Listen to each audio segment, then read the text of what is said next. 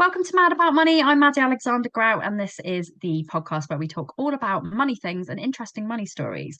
I am here with Danielle Wallington from flockhere, who has raised an insane amount of money through crowdfunding, who I would now call a crowdfunding specialist.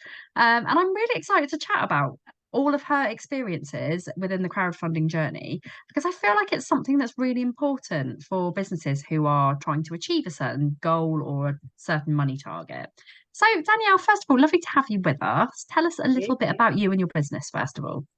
I, for the last 6 years, have been running a membership specifically for female founders. So those who are maybe just starting out or wanting to scale their business. And one of the main parts of that service was organising co-working meetups, because a lot of founders, as you know, it's really isolating and lonely being on your own. Yeah. Being around other people, getting that energy from other people is really important. So we were doing co-working meetups anyway, and I was always being asked when we weren't doing the co-working meetups, where can I go and work for the day? Or I'm in Manchester for a meeting, I've got no idea where to go and work. I don't want to pay, £45 a day to go and work in a co-working space. So the idea for an app came about where people could log on, they could search where in their local area they could go and work for, whether it was for a couple of hours or the whole day. And then also they can go and find people that they can work with. So you can either go and work on your own, or you can actually go and meet up with other people and have that kind of collaborative working environment. That's amazing. That's really good. So you raised your crowdfunding back end of last year? Yeah, nearly coming up to a year. So I think in November the 7th or 8th, I think I did it. So yeah, last year, November. Amazing. That's crazy. So how's it all gone since? Yeah, really well. So we so obviously as soon as I received the money, we started the development process for the app. So that's been going obviously since last year. So we're at a stage now where we're kind of getting all the venues on board. Nice. We're building up a wait list so that when we do launch, we've got, people ready and waiting to go on there. So yeah, we're collaborating with lots of other businesses as well. So there'll be, perks and offers on there for women that are working from home. So yeah, it's at the exciting phase where we're kind of bringing everything together. That is very exciting. I love it. First of all, congratulations, because it is really hard raising finance sometimes. And having done crowdfunding campaigns before, it's a full-time job. Yes. You really do have to put your life and soul into it. Yeah. We're doing a crowdfunding campaign at the moment, and actually, I've just reduced my target because I've got so much amazing stuff going on with the business that I don't have the time to fully commit to it. So we've kind of taken a bit of a step back with it, but it's really impressive. £21,000 you raised. So tell us a bit about the raise and how did you start? Yeah, so I'd heard of crowdfunding before, but not really, kind of more on like a local schools or wanting to like fix a school or something. I never really realized actually that you could use it for a small business or a business idea that you maybe wanted to develop. And when I kind of got speaking to people about the whole crowdfunding premise, I was like, this is exactly what I do on a day-to-day basis anyway, and how I've built my businesses. I really know, like, this is something I could really do. Yeah. So I looked into the different options, whether it was equity-based crowdfunding or rewards-based. And because it was a completely new business idea and something that I kind of wanted to test the market first, I went with the rewards-based to see, to not give any equity away at the beginning, to kind of get the app running first, and then obviously we'll look at that later on down the line. So yeah, I opted for the rewards-based and the all or nothing campaign, which was if I didn't raise the amount needed within the time, so I think it was 28 days at the time, then I would have received nothing, which was a massive risk. But I kind of thought, if I didn't raise everything that I needed, then maybe the app wasn't worth me building. Everything happens for a reason. Everything happens for a reason. So halfway through the campaign, I was regretting that decision. I think can I just change my mind? But yeah, so I went for the all or nothing, and I think it was a total of about 30 days. So yeah, full on promoting for a month. So what kind of rewards did you have? So we had a mix, and I kind of spread them out during the campaign. So the first reward, I think, was £10 was like the minimum pledge, and that was like an online thank you, naming people and Yeah. online and things like that, naming their business. Then I was doing some like virtual co-working sessions, and that was like the next level up. And then it was actually access to the app, because the app is a subscription-based model. Yeah. So it was, 1 month or 6 months or a year. So people were actually pledging membership to the app before it launched, and that was a really popular one. And then we had corporate sponsorship. So we also partnered with a company called the Circle Planner, and they donated some like diaries for us, and we had some like health and beauty rewards. But then we also had bigger sponsorship packages where organizations could actually have their logo on our homepage of the app, or they could host some sessions, so that they went up higher on as you went. So there was a real mix, whether you run your own business or if you were just came across the campaign and you were interested in buying a Christmas present for somebody, for instance. So I mean, it's a really good idea. And like, I've had a look through all your awards and they look really, really great. So well done for getting all of those. Tell me how the campaign started. Like, what did the first week look like for you? Yeah, so the first week was kind of crazy. I think the first day, I remember the lead up. So I think I probably did maybe 3 or 4 weeks before I'd launched the crowdfunder, telling people I was going to do it. So I feel like I was already like done at that stage before it launched. Yes, yeah. I mean, and that is pretty key. That was You full on. Can't decide on a Friday to launch something and then do it on a Sunday. It doesn't really work like that. So that kind of what I did. I had to go back on myself. But the first day was good because people kind of expecting it, and I sent all the emails out beforehand so that when it did launch, although I had a massive technical error and a link wasn't working on the crowdfunder page, so when it was going to go live, I remember driving into the co-working space that I was in, and I was getting all these emails, people going, the link's not working, and I just had oh no, where you're like, I've just prepared everything. And I remember pulling over like a lorry service station, like getting my laptop out, trying to connect and like having to keep moving my car because all these lorries were coming. Oh, it was horrendous. No. Got it fixed in the end. So the first day was really good. I can't remember what the percentage was, but the first day was really good. And then obviously after the first day, it then goes down and then it dips. And that's the hardest thing, because you think, oh, well, this is going really well. And then that's where a lot of people can kind of, give up, or they can, just stop running the campaign. So I think it's just the keep going and having things in the background going. So yeah, the first day was great, and then after that it kind of it was on that like lull. I think the valley of gloom, they call it, where it's just yes the valley of gloom. Yeah, that's exactly what it is. How long did that last? I can't.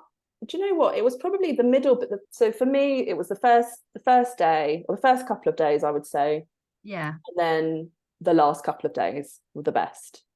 Everything else in between was hit and miss. So some days there'd be just a couple of pledges. I think one day I had no pledges at all. So that middle bit was really difficult. But I remember someone saying to me, this is all counting towards this. Everything you're doing in that middle bit, continue to do, because you're going to see the benefit at the end. So I had to remember to kind of keep going, because that was really tough actually, like thinking, oh god, is because you just expect, it makes you feel crap, doesn't it? Yeah, it can really test your confidence and your endurance and your resilience. Yeah.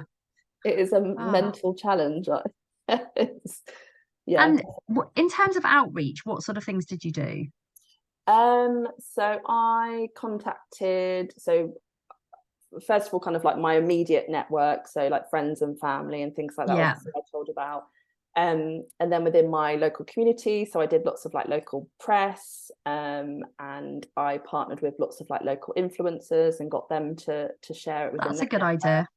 And I think they call it amplifiers, so people that have their own networks as well. So I knew because the app was for women who are working from home that potentially using like co-working space and things like that. I got in contact with lots of women's networking groups that I knew, because obviously then it got within there. So finding that's a good idea. People that have their own network and influence of people reaching out to them. And I literally I bugged them all the time. I just kept kind of reminding them, like, the campaign's launching, or we've raised this much, would you be able to share again? And again, it's that doubt of, oh, I don't want to keep bothering people, but it did help, because actually, oh, thanks for reminding me, I'll send that link. So I think it was just having those key people who you think will make a difference, and then just kind of keep reminding them to talk about it. It's really difficult, isn't it? I think kind of, especially if you kind of have a few days where people don't pledge, you think, oh God, is my cause like really crap? And you know, why doesn't anybody want to get involved? Yeah.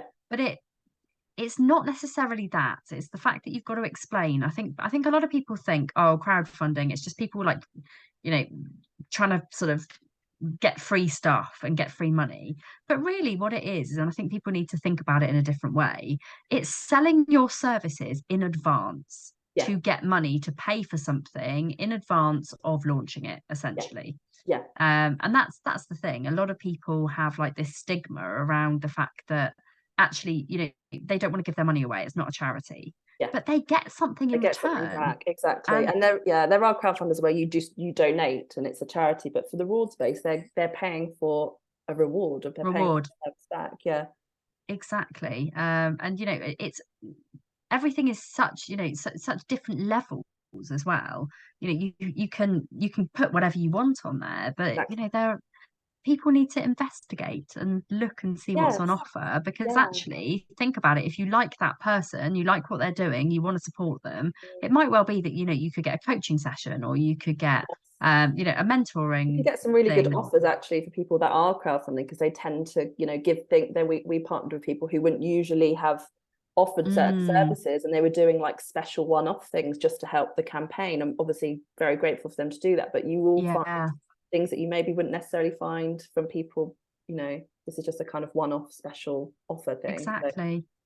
It's really interesting. So you got through the valley of gloom, just about. How did the last week pan out? What sort of happened in the last week? And I remember the weekend before it finished. So the weekend, I think we were finishing the campaign on like the Wednesday or the Thursday, and on the Saturday night we were going out for like a Christmas meal.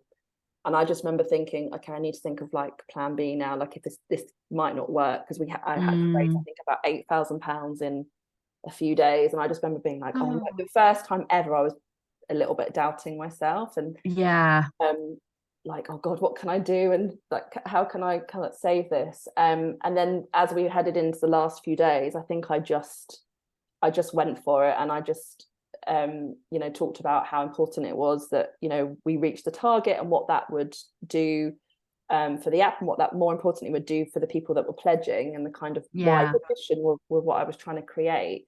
And then I think because of all that work and because of all that content, it just people started to remember, and that kind of, what you call it, when there's a deadline. So in the middle bit, people kind of think, oh, it's okay, I'll pledge that next week when I remember, but then life gets in the way and you forget. So I think when it's right, this needs to happen. If this doesn't happen, then we're going to lose all this money. All of this money, yeah. I think that's when people start going, oh God, yes, I've been meaning to do this for a while. And then the more people would share it, the more people then would find out about it.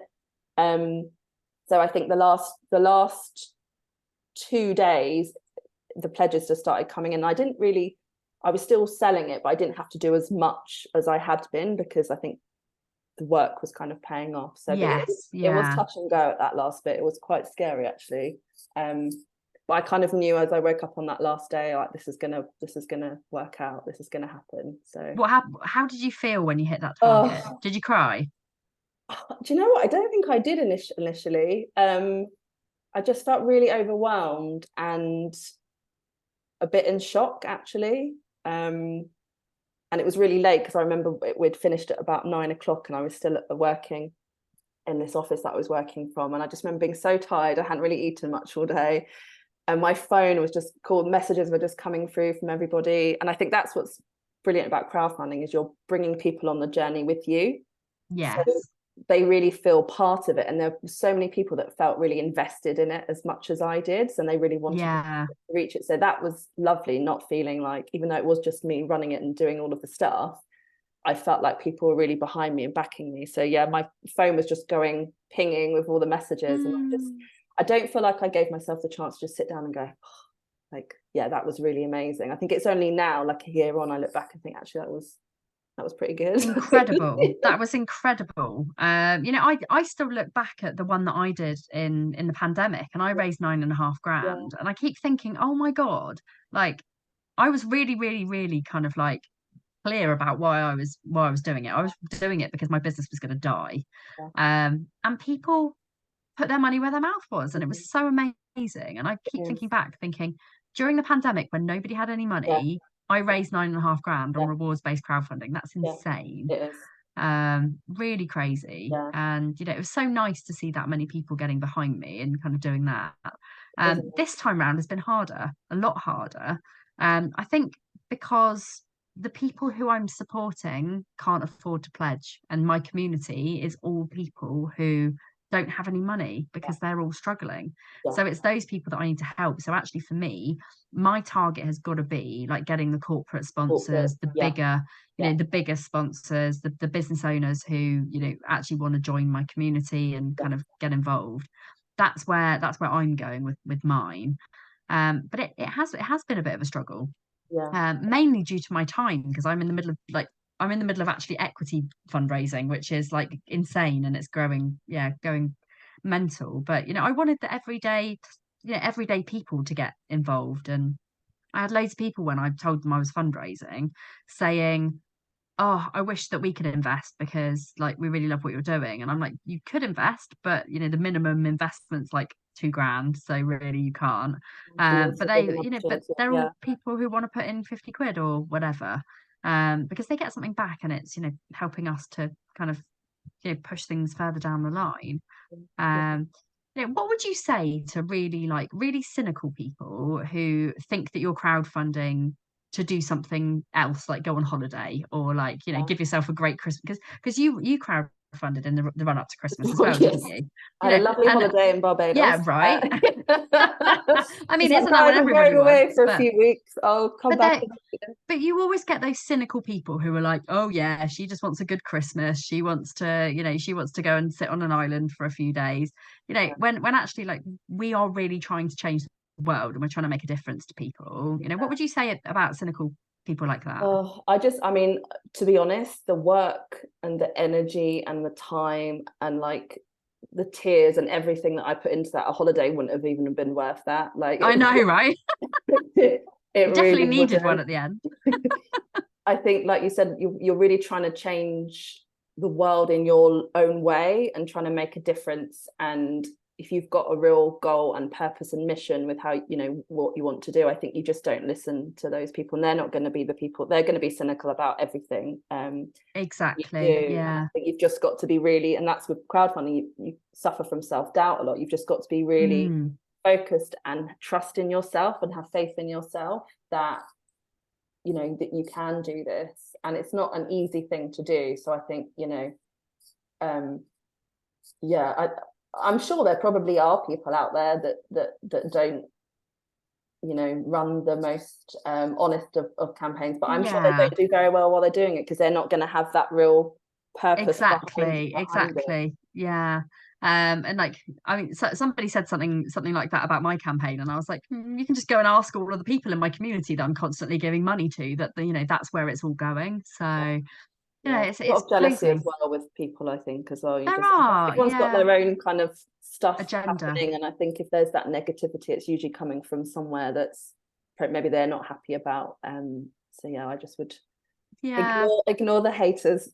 Absolutely, yeah, for sure, definitely not worth worrying about. No. So what would you say to somebody who was thinking about crowdfunding now? Because I think there is still that like small stigma around crowdfunding, that people don't want, you know, they don't have the confidence or the courage to go and crowdfund for their business because they feel like it's not a worthy enough cause. What would you say to them? Yeah, I think for me, the first thing I did before I crowdfunded was try and find somebody who had already done it, because I really wanted to just talk to someone and get that first-hand experience, because you can read all the blogs and you can read videos and you can go on all the websites and read about how it benefits you, but I think having that first-hand experience, so reaching out and being referred or recommended to someone else there doesn't even have to be a similar campaign to what you want to do, but just like another human being that's experienced it. I think that's the first thing that I would do. And yeah, just really think about what it is that you're, raising the money for. And for me, I remember really on at the beginning, working with someone on the messaging, like being really clear about why I wanted to raise the money and what that money was going to do in the bigger picture. Like, why should people care? I remember she kept asking me, like, why should people care? How is it going to affect them? So just really thinking about why you need it, the messaging that you're going to be putting out to people, and getting people to believe in what you're doing and taking them along the journey with you, I think is really important, because it's definitely not an easy way to get money for a new business venture, or to put money into an existing business to do whatever you want to do with it. But it's so amazing doing it, because you've kind of got the backing from all of these people who believe in your business and believe support you. It's a really great way of doing that and getting the community on board. So yeah, I would kind of do your research, definitely, and try, if you can, speak to someone else that has kind of been there and done it, because they're going to have their own, like, oh, I wish I'd have done that at the beginning, or this worked really well for me. And I know every campaign is going to be different, but at least you can kind of take what you need from that. What were your biggest takeaways? What did you learn? Oh, what did I learn? I didn't realize how much time it would take up, and mentally, I think. So I've got 2 small kids, and I was running my membership at the time. So I was trying to run my business and then launch this campaign, and then obviously be at home with the kids. And like everything else, just balls dropped because I wasn't prepared of how much time it was going to take. And it was mentally exhausting, because if I was to do it again now, I would really like block out time where I could plan stuff or create lots of content ahead of time. Get someone else to help me. I did have someone who was going to help me, but in the end I was like, oh no, it's just easy if I do it myself. I won't do that again. So I think really because you can burn out, and I think I did at the beginning of this year, because I just didn't want to do anything. I just felt really flat, and I think you come over that kind of. And that's actually why we reduced our target, because I know my body really well. I've got an autoimmune disease, ADHD as well, and I knew I could feel after the first 3 days where I was on it constantly. And we did privately, we did a week beforehand, 2 weeks before, which was probably not enough in hindsight, but I got to the point where I was just like, I can't do this.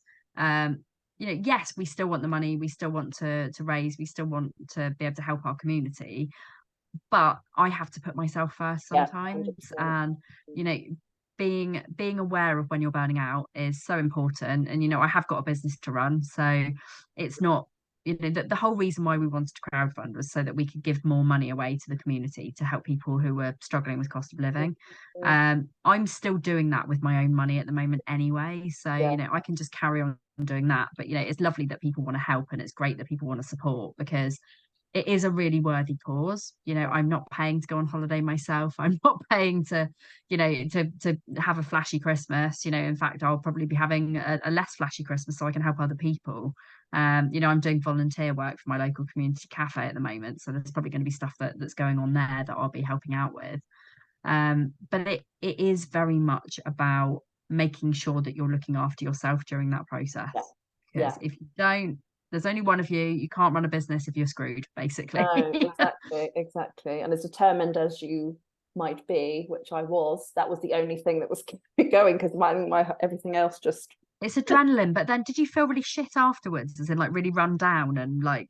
Yeah, and it was December we stopped, so it was the beginning of December, and I remembered, and I had all these things planned afterwards. I remember having lots of people I was speaking to about it, and I remember just having to cancel stuff and just saying I can't do it. I literally have nothing left. I have no energy and nothing. And from after Christmas in January, I thought I was going to be all ready and raring to go. Let's get this. But it took me good few weeks, maybe even a few months, to really find my feet again, because I think I was just from going like 100 miles an hour every single day. So looking back, and if I was to ever crowdfund again, or obviously people that I'm helping now with crowdfunding, I always say, like, make sure you take the time and you put yourself first and you listen to your body, because thinking like I have to just do another post, I have to do enough. You don't have to. No, things can wait, and it will all be okay. So just don't get kind of too obsessed with it, because it does take over.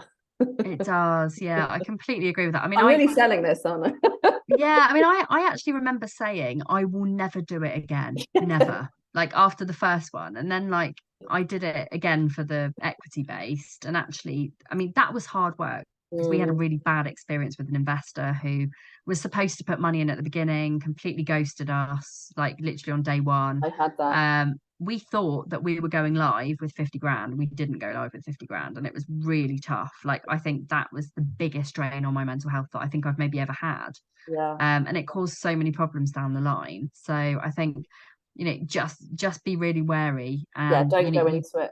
Go into try and get as many people to help you with it as possible. Yes. It's really, really helpful having like a virtual assistant or somebody to send the link out and send emails and do email marketing and that kind of thing. Yeah. Really does help, especially if you're going down the corporate sponsorship route. But Danielle, thank you so much for sharing your experience with us. What's next for you in the business?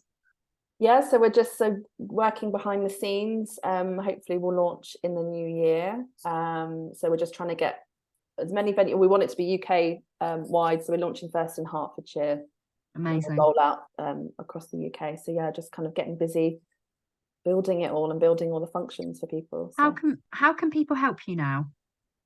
There is currently a waiting list, so people that are interested, there is a waiting list, and also for venues, I'm reaching out to venues that also want to be on board. So if you own a venue or you work for a venue that you think actually could be quite a good working space for people, you can actually sign up and register your venue online. Do you work with actual co-working spaces that are already co-working spaces as well? Or? Not at the moment. We will do in the second phase. The first phase is mainly like restaurants and cafes and hotels. And then the second phase will be actual co-working spaces where you can buy a day pass but at a discounted rate and things like that. So yeah, any venues really that want to get on board.